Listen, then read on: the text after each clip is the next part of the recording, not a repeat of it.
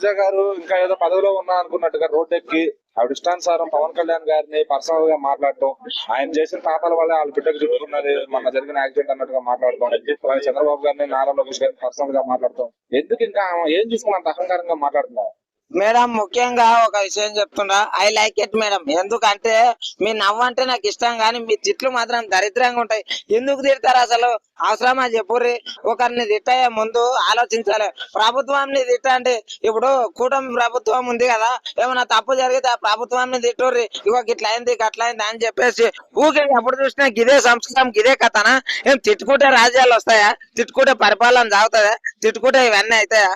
ఎప్పుడే గాని ఒక ఒక ఇబ్బంది గాని ఒక సమస్య గాని ఉన్నప్పుడు ఆ సమస్య గురించి మాట్లాడాలి.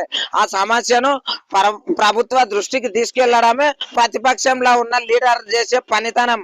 అర్థమైందా? తీసుకొని పోయి డైరెక్ట్ ఏడవాడితే ఏడ కూకొని ఒక వ్యక్తిని ఇష్టం వచ్చినట్లు తిట్టడము అది తప్పు. ఇష్టానుసారంగా మాట్లాడవద్దు మేడం. ఎప్పుడు నేర్చుకుంటారు మేడం? మీరు ఒక మంత్రి అయ్యారు, ఎమ్మెల్యే ఎన్నిసార్లు అయ్యారు, ఈసారి ఓడిపోయారు అంటే వాళ్ళ కొడుకుకు తగిలింది. అది వాళ్ళ కొడుకు వచ్చి మిమ్మల్ని ఏం చేసిండు? ఏమన్నా తిట్టిండా? ఏమన్నా కొట్టిండా? ఒక గోవులకు ఏమైందంటే గోమాత కరెక్టే, దాని గురించి మీరు స్పందించడంలో న్యాయం ఉండదు. కాకపోతే మీ కూటమి ప్రభుత్వం అది అని అనండి, కానీ అంటే పవన్ కళ్యాణ్ పడితే అక్కడ సీఎం చంద్రబాబు కూడా ఉంటారు కదా, ఆయన నన్నిక రాదా? నోరు లేదా?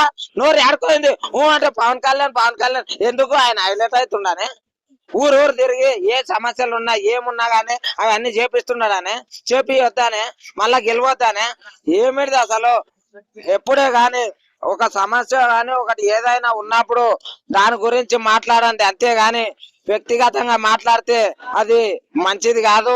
మీరు ఇంతకు ముందు ఒక హోం మంత్రిగా చేసిరు కాబట్టి ఒక మర్యాద పూర్వకంగా ఒక పబ్లిక్ యువకునిగా చెప్తున్నా, జర ఇప్పటికైనా మారండి.